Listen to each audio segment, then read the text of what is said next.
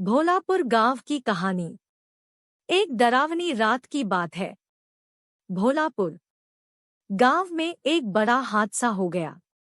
गांव के एक पुराने हवेली में एक भूत आवाज करने लगा था।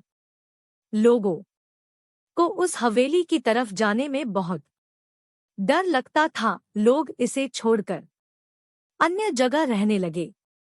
एक दिन एक बहादुर युवक राजेश ने फैसला किया कि वह उस हवेली में रहने के लिए जाएगा। वह अपने दोस्तों को इसके बारे में बताता है, लेकिन सभी उसे रोकते हैं। वे कहते हैं कि यह बहुत खतरनाक हो सकता है और वे उसे वहां जाने से रोकते हैं। लेकिन राजेश नहीं मानता है और वह अकेले ही हवेली में चला जाता है। जब वह वहां पहुंचता है तो उसे एक अजीब सी आवाज सुनाई देती है।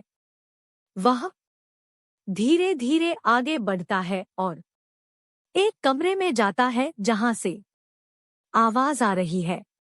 कमरे में जब वह पहुंचता है तो वह देखता है कि वहां एक भूत खड़ा है।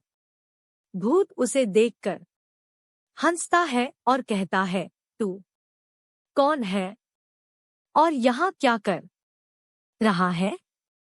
राजेश डर जाता है, लेकिन वह अपने आप को साहस देता है और कहता है, मैं राजेश हूँ और मैं यहाँ रहने आया हूँ। मुझे डर नहीं लगता है।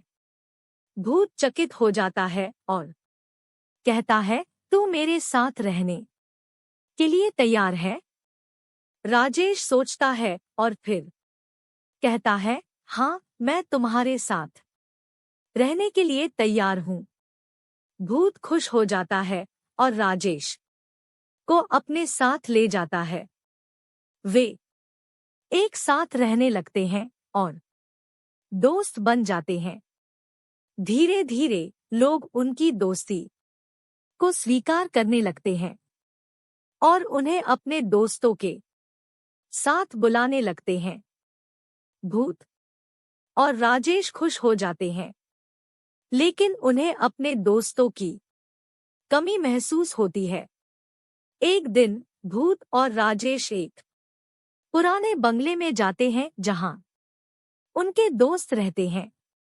वहां उन्हें एक रहस्यमय खिड़की मिलती है जो बंद होती है। भूत और राजेश खिड़की को खोलने की कोशिश करते हैं, लेकिन वह नहीं खुलती। फिर एक दिन रात को जब वे खिड़की के पास होते हैं, वह खुद बंद हो जाती है। भूत और राजेश डर जाते हैं और वहां से बाहर निकलने की कोशिश करते हैं, लेकिन वे निकल नहीं पाते।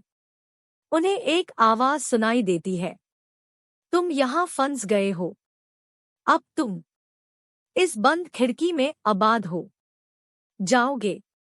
राजेश और भूत डर से डर जाते हैं और वहां फंस जाते हैं। वे अब बंद खिड़की में आबाद हो जाते हैं और कभी भी नहीं निकल पाते। यही थी उनकी कहानी, जहां राजेश और भूत एक साथ रहने के लिए तैयार हो गए और फिर उन्हें बंद खिड़की में आबाद होना पड़ा। यह एक डरावनी कहानी है जो हमें यह बताती है कि हमें अपने फैसलों को सोच समझकर लेना चाहिए और अज्ञात आदमी की ओर न जाने की कोशिश करनी चाहिए।